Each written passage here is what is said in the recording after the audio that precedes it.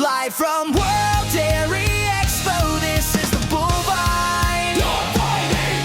Your daily dose of dairy news. Welcome to the Bullvine podcast, and if you weren't in Madison yesterday, you missed dairy history being rewritten in real time.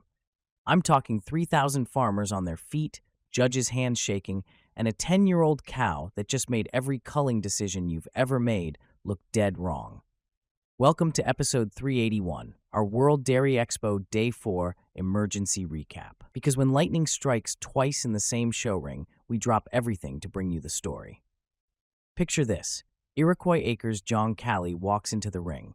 She's 10 years old, 7 lactations deep. Most cows her age, their memories in a cull list. But here's the kicker. She's pumping 60 kilos of milk daily. Not at peak, not on special feed, every single day. Judge Alan Spud Paulson, and this guy's been judging since Jades and Jetways were popular, he watches her move and says, quote, "She gets around like a 3-year-old. Think about that for a second. While you're culling at 3 lactations, and don't lie, most of you are, this cow is winning her 2nd grand championship at the most competitive show on the planet. And here's what should really blow your mind. She was dry for an entire year doing IVF work, produced 58 quality embryos, then came back, calved without needing a bottle of calcium, and dominated 379 younger animals. Now here's where it gets crazy. Owner Brian Pacheco, he's in California. The cow, she's in Canada with a guy named Callum. That's 2,000 miles of trust, people. No daily check-ins, no micromanaging, just a decade-long handshake deal built on what Pacheco calls honesty and integrity. Listen to what Callum said about the championship moment. And remember, this is a tough Canadian who's seen it all. When I got pulled second, I'm like, I gotta work extra hard here to try to get into first. Then the yodelers started singing. When the judge shook my hand, I was pretty emotional, actually. It's hard to explain the feeling. When was the last time you trusted someone 2,000 miles away with your best cow? When was the last time that trust paid off with a grand championship? But Cali wasn't the only story yesterday. The brown Swiss breed just announced it's not playing games anymore. Jake Hushen from New Generation Genetics couldn't believe what he was seeing. Quote, "When I was a kid, 30 winter calves was big. Now we're at 60. New Generation dominated with 14 class winners from 10 different sires. Hilltop Acres Daredevil took Premier Sire for the 2nd time. That's 5 consecutive years a New Generation bull has won. But here's the real story. They had a full-blooded embryo imported from Switzerland standing right there. They're not just riding the genomics wave, they're fighting its biggest weakness, genetic bottlenecks. Let's talk economics, because that's what matters when you're milking cows, not showing them. Replacement heifers right now, $3,500 to $4,500 if you can find them. Cali's been producing for 7 lactations at 60 kilos daily. Do the math. Average cow, 2.8 lactations, maybe $8,000 lifetime profit. Cali, 7 lactations and counting, easily $28,000 in profit. Your potential? That's the question you should be asking. Brian Pacheco, who's also the Brown Swiss Association president, heard the buzz in the stands. In the past, there were 5 or 6 good cows. Now there's 15 to 25 really good cows. Translation? The genetic ceiling is rising so fast that yesterday's champions wouldn't make today's final cut. Quick fire round on the other championships, because excellence was everywhere yesterday. Red and White Junior Show, Milk Source Shea Red ET took junior champion. The heifer quality was so deep, past champions were placing in the teens. Cow classes continue this morning. Watch for fireworks.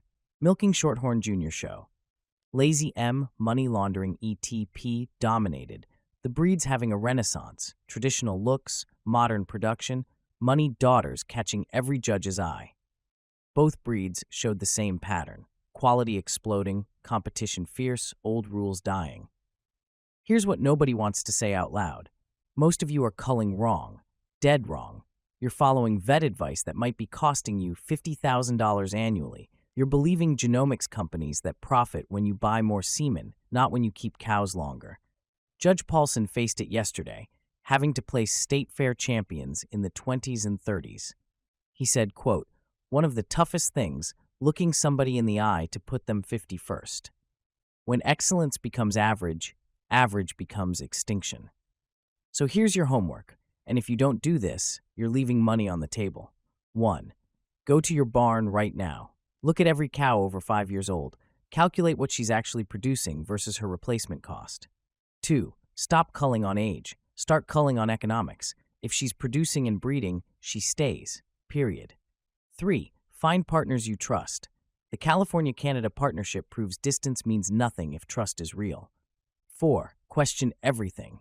If a 10-year-old cow can beat youth at World Dairy Expo, what other rules are actually lies? Look, yesterday at World Dairy Expo wasn't just another Wednesday. It was the day the industry's biggest lie got exposed. That lie? That older cows can't compete, that 3 lactations is enough, that youth always beats experience. Iroquois Acres Jong Cali didn't just win a championship. She proved that with the right genetics, management, and partnership, the impossible becomes inevitable. It's a feeling you just don't soon forget, Brian Pacheco said. And he's right, but not because of the banner.